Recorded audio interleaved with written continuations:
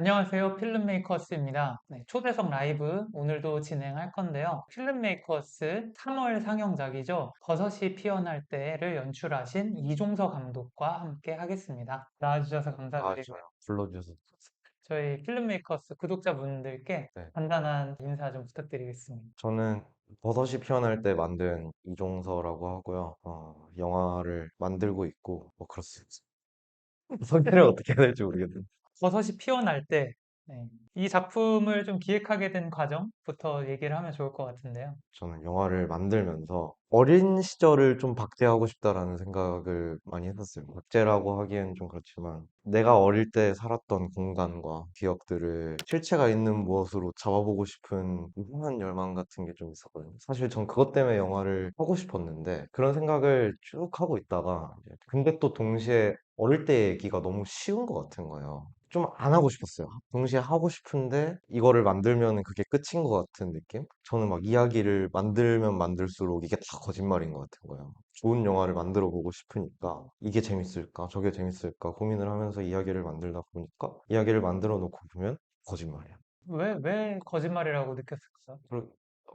그것도 하나의 서사로서 작동하고 존재하는 건데, 그 어떤 의미도 있을 수 있고, 저도 그런 의미를 담으려고 이야기를 지었고, 근데 그게 모르겠어요. 저는 제 개인적으로 내가 이거를 왜 만들어야 되지? 그 난관에 항상 봉착했던 것 같아요. 음, 요즘에는 또 그렇지 않은데, 버섯이 피어날 때를 준비하면서는 그런 생각에 엄청 많이 부딪혔어요. 이게 졸업작품으로 찍은 건데, 영화를 찍으려면 거의 한 반년 가까운 시간을 바쳐야 되고, 돈도 돈이고 사람도 사람이고 근데 내가 납득을 못 하는 것 같은 거야. 이거를 왜 찍어야 되는지에 대한 납득. 그러다 보니까 그냥 뭐 내가 나한테 제일 진짜 같은 거 해버려야겠다. 뭔가 내 진정성이 담겨 있지 않은 이야기라 그렇게 생각이 들었던 걸까요? 뭐 영화는 다 호구잖아. 그쵸? 다 거짓말이고. 근데 어, 그냥 음, 그럴듯한 것들로 채워진 것 같았어요. 제가 실력이 없었던 거죠, 사실은. 충분히 저한테도 의미 있는 서사를 만들어내는 능력이 없었어서 사실 음, 그래서 과거로 기댔던 것도 있는 것 같아요. 한편으로는 다큐멘터리 같은 느낌이 든다. 어린 현서를 따라가는 네. 그런 방식으로 영화가 전개가 되지만 네. 이 현서의 시각으로 어떤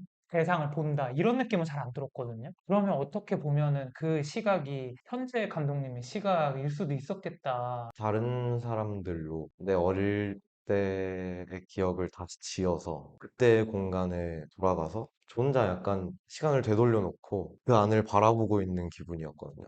영화적으로 취사 선택한 기억들이긴 하지만 서사가 될 수 있게 그 일이 일어나고 있는 순간을 난 바라볼 뿐이다라는 생각으로 접근을 했어서 그런지 가까이 가기가 하면 안 될 것 같더라고요. 그냥 그거를 좀 관찰자의 입장에서 나를 바라보고 싶은 그런 주변의 반응은 좀 어땠나요? 가장 가까운 사람들, 뭐 저희 가족 반가워했죠. 영화에 내가 나온다는 사실은.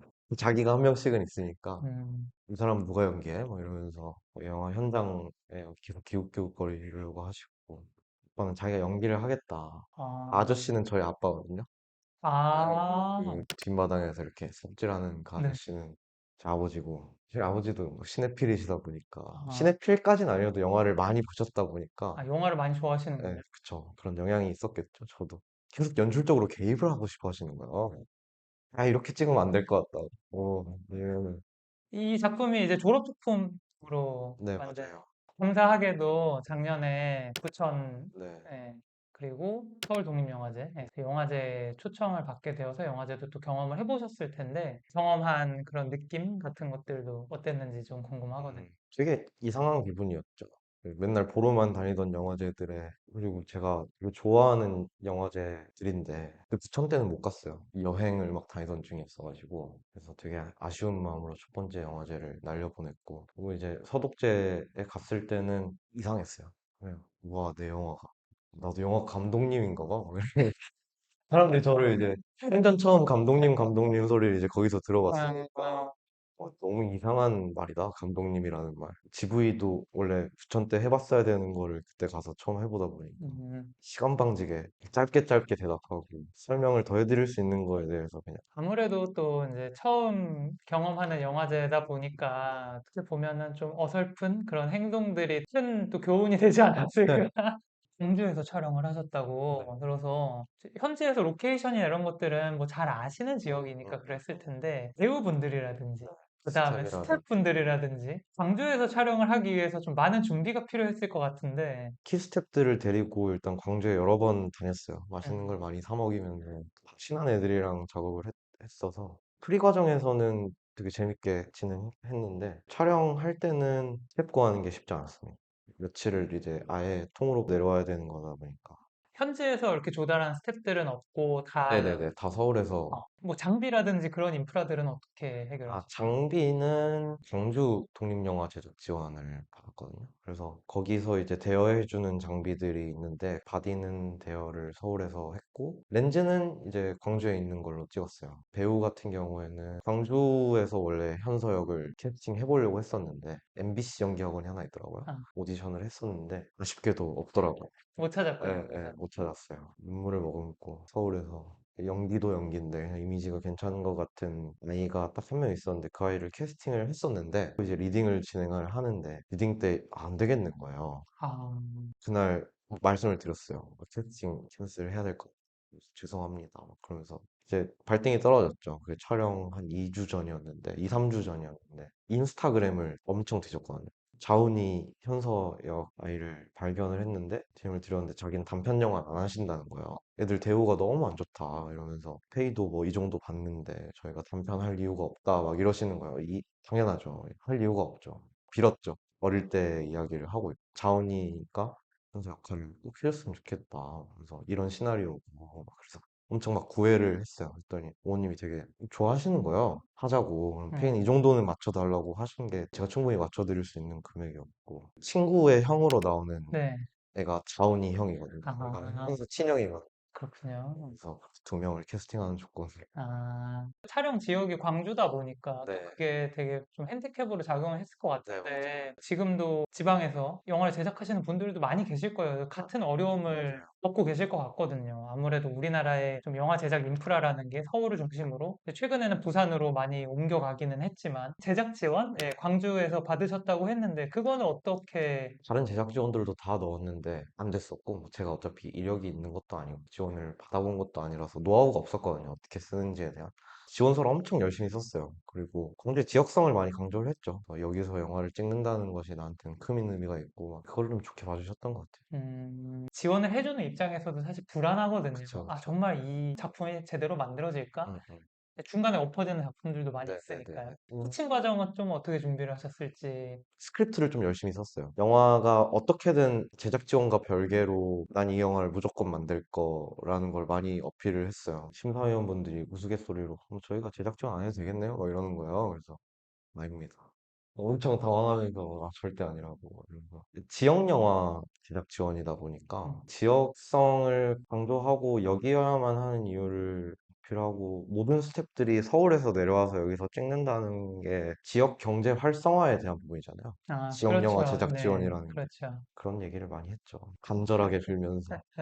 음, 나는 이런 거 해본 적이 없어서 지원을 해줄까? 이런 생각에 지원조차 안 해보시는 분들도 음, 분명히 있을 네. 텐데 두드리면 열릴 것이다. 그리고 그 궁금했던 게 처음에 그 성당신 아, 네. 나오잖아요. 그 미사 네. 과정을 촬영을 하셨는데 네. 그런 것도 촬영 협조를 어떻게 또 하셨는지. 광주에 있는 성당은 아니고 나주에 있는 성당인데 나주 노안성당이라고 되게 예쁜 거예요, 이 성당이. 옛날 성당 같고. 먼저 광주 대교구에 메일을 보냈었어요. 광주 대교구 소속이라서 학생 영화고 이런 의미의 영화를 이런 내용의 영화를 하려고 한다라고 얘기를 하니까 가서 너가 얘기해봐라. 전화해봐라라고 되게 수월하게 진행을 해주셔가지고 노안성당 신부님한테 전화를 드렸더니 촬영 도와줄 테니까 마음대로 찍어라. 신부님 만나 뵙고 또 부탁을 드렸죠. 연기해 주실 수 있냐고. 신부님이 미사를 하는 장면인데 제가 무슨 배우를 데려다가 그걸 재현시키는 게 제가 예의가 아닌 것 같아가지고 또 해주시겠대요. 그래서 또 부탁을 드렸죠. 동네 할머님들 한 10분만 힘을 써보시겠대요. 그래서 너무 진짜 거의 눈물이 날 것 같았는데 스태프들을 다 데리고 이제 현장에 갔는데 신부님이랑 할머님들이랑 다 와 계시는 거예요. 음. 근데 이제 저희는 세팅하는데 한 두세 시간 정도 걸리니까 거기 안에 조명도 많이 쳐야 되고 이제 할머님들이 우리 나왔으니까 미사나 보자고 아, 미사 하나 봐달라고 신부님한테 얘기를 드렸나 봐요. 그래서 미사를 보시기 시작하시는 거예요. 그러면서 저희를 위해서 해주시는 미사였거든요. 미사 시작할 때 신부님이 그 주에 하고 싶었던 말씀을 좀 하시고 시작하시잖아요. 어렸을 때 얘기를 하면서 제가 뭐 이래 보이진 않지만 어렸을 때는 꽤나 놀았습니다. 뭐 이러면서 젊을 때는 그렇게 뭔가를 열심히 하면서 지내진 않았던 것 같은데 꿈이랄 게 없는 사람이었는데 이제 젊은 청춘들이 이 더운 여름날에 자기들한테 중요한 뭔가를 만들어 보겠다고 노력하고 있는 걸 보니까 우리가 그걸 도와줄 수 있다는 거를 생각하니까 너무 기쁘다. 이러면서 우리한테 들려주고 싶은 성경 구절을 또 가져오셔가지고 조명 세팅하고 이제 스태프들은 저를 보고 있는데 저 눈물이 날 것 같은 거예요. 그래서 황급히 달려나가가지고 조연출 나와가지고 등 토닥거려주고 제가 말씀만 들어도 제가 다 감사할 네, 정도로 전폭적인 네. 지원을 해주셨네요. 나주성당, 나주 노안성당 나주 노원성당, 네. 네, 감사드립니다. 그래서 영화라는 게 서울에서는 귀찮은 일이잖아요. 많이 보고 내가 불편해질 거라는 걸 다들 본능적으로 한 번쯤은 겪어봤고 광주나 이렇게 지방으로 가면은 큰 이벤트가 신기한 일이 되는 것 같아요.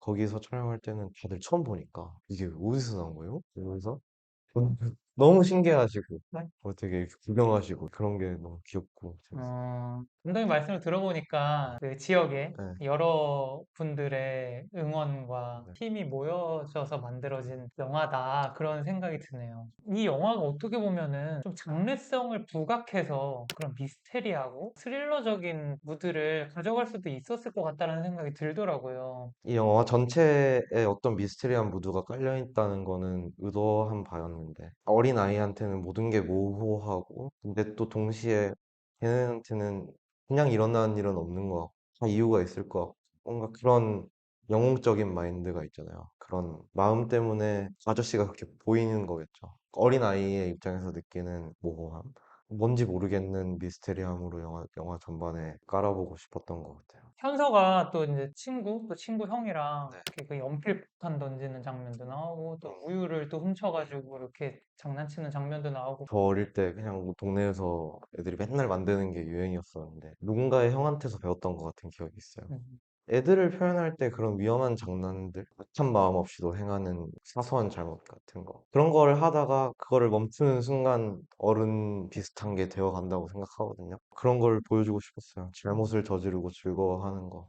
음. 오묘한 죄책감 같은 거를 느끼면서 그러면서 동시에 자기가 영웅이라고 착각하는 거. 모든 장면들이 따라하라고 보여주는 건 아니잖아요. 사실 그쵸? 또 그것보다 더 훨씬 더 폭력적이고 자극적인 장면들이 넘쳐나는 게 또 유튜브고 영화도 그렇고 사실 방송도 그렇고 그렇잖아요. 아이들이 한다는 게 중요한 것 같아요. 음. 애들이 하는 거를 보여준다는 게. 그런 걸 볼수록 어른들이 또 느끼는 지점들이 본인의 책임이라고 느끼는 어른들이 필요하지 않을까. 음, 내가 아는 아이가 아니더라도 우리 사회 안에서 저런 일들이 벌어지고 있다라고 하면 사회 어른으로서 일말의 또 책임감 같은 걸 또 가질 수 있지 않을까 이렇게 생각이 들거든요. 사회적인 유대감 이런 거라고 생각을 해서 냄새에 관한 기억. 근데 이 영화를 통해서 냄새에 관한 기억을 이야기한다라는 건 참 어려운 일이잖아요. 기억은 냄새로 촉발되는 경우가 굉장히 많잖아요. 그땐 아무 냄새인지도 어떤 냄새인지도 모르고 지나고 보니 어른이 돼서 어느 순간 맡아본 적이 있었거든요. 시취라는 것을. 그때서야 어릴 때 일들을 다시 생각해본 그런 일들이었거든요.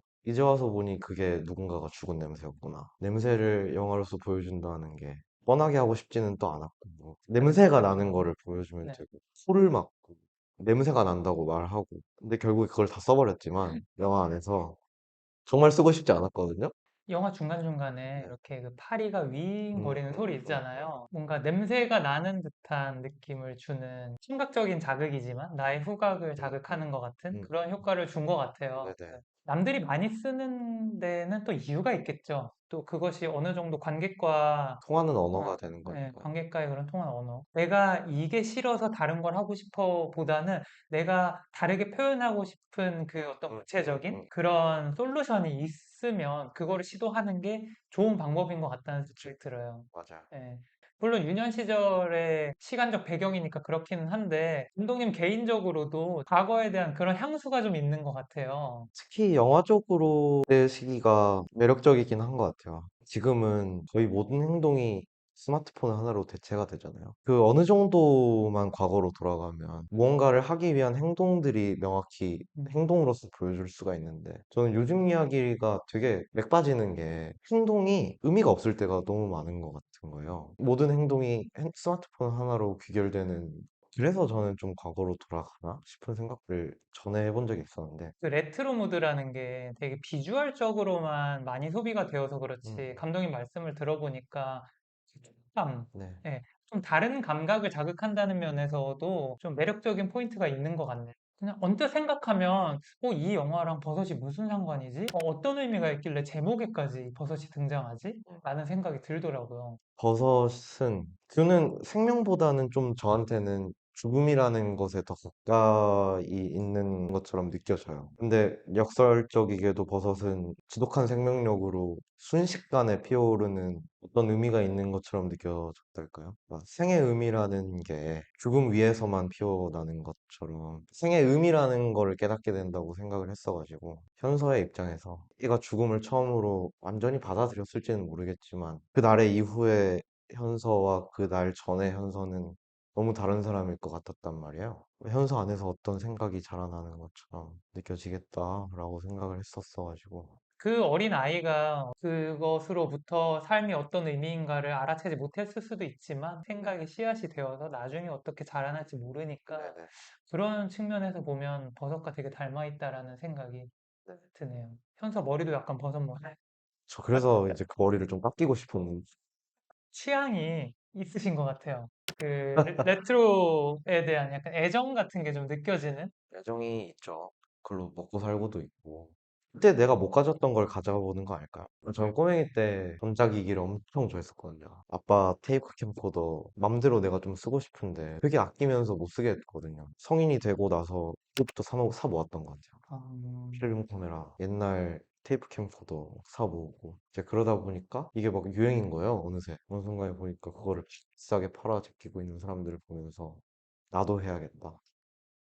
쟤네만 돈 벌게 둘 수가 없다. 아, 소위 말하길 뭐 레트로 디지털 카메라, 뭐 디지캠 뭐 그런 거죠. 네. 수리해서 판매하시는 일을 또 부업으로 하시는 것 같아요. 처음에는 그냥 취미의 영역에서 시작하신 일이었나 보군요. 저 처음엔 제가 좀 모으다 보니까 영화하는 사람들, 특히 막 식하는 사람들의 입장에서 두렵잖아요. 어떻게 먹고 살아야 되나. 음, 난 영화로 먹고 살 수 있는 사람은 아닌 것 같다고 판단을 했어서 현장 체질인 사람들 있잖아요. 그래서 현장이 즐겁긴 한데 내 거를 할 때나 즐겁더라고요. 인생을 거의 바쳐야 되는 일이잖아요. 즐겁게 인생을 바쳐야지만이 할 수 있는 일이라고 생각하는데 전 그럴 자신이 없더라고요. 먹고 살 수단이 있어야겠다.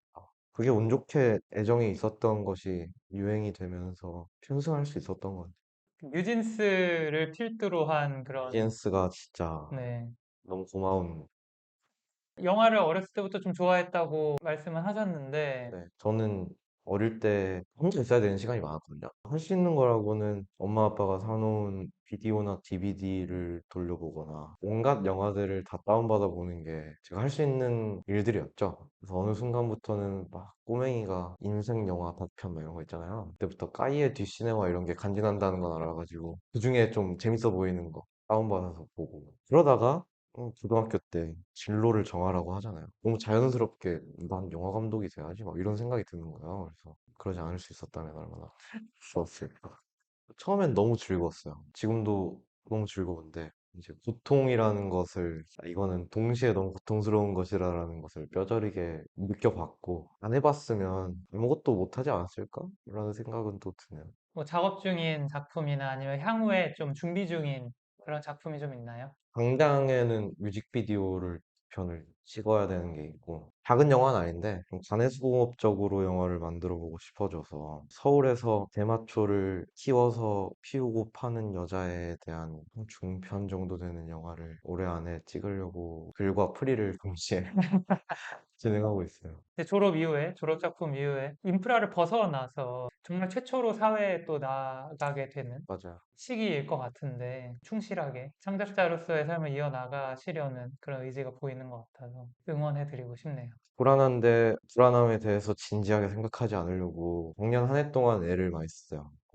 처음으로 말씀해 주셨듯이 사회에 내던져진 거였으니까 영화는 내 탓이지만 영화라는 게 나라는 사람을 이렇게 좌지우지하게 보고 싶지는 또 않더라고요. 그래서 그냥 계속 좋아하려고 노력해요. 영화라는 걸. 너무 치열함이 부족한가 싶기도 한데 대단한 감독이 되겠다는 집착 같은 거는 너무 오래전에 버렸고. 많은 고민들이 느껴지는 이야기네요. 근데 또 뭐 영화를 또 천재만이 만들 수 있는 것도 아니고 맞아요. 또 모든 천재가 만든 영화들이 모든 사람들한테 사랑받는 것도 아니잖아요. 맞습니다. 네, 그러니까 또 자신만의 길을 자신만의 방법으로 헤쳐나가면 또 그게 나의 영화 인생이 되는 것이고 영화를 사랑하는 사람으로서의 삶을 계속 음, 지속할 수 있는 게 아닐까 그렇게 생각이 듭니다. 나름대로 즐거운 일이라고 생각해요. 누가 시킨 거 아니잖아요. 그래서 막연한 두려움이 이제 도제식도 아니고, 내가 버틴다고 뭐가 되는 것도 아니고, 내가 즐거우려고 노력하는 거 말고는, 이게 나한테 즐겁다면 즐겁기 위해서 많이 노력해보는 것 말고는 답이 없지 않나. 민망하네요, 제가 이런 얘기를 하는. 그런 어떤 고민의 연장선에서 네, 나온 말씀이라고 생각을 합니다. 영화 시장 전체가 좀 축소된 상황이고 미래 영화 시장에 진입해야 하는 입장에서 이 한국 영화계에 대한 생각도 되게 많을 것 같아요. 막 그런 얘기들을 하잖아요. 쇼폼이나 이런 거에 너무 물들여진 거 아니냐. 영화라는 풀랭스, 어떤 긴 랭스로서의 영상물의 경쟁력이 죽어버린 것 아니냐.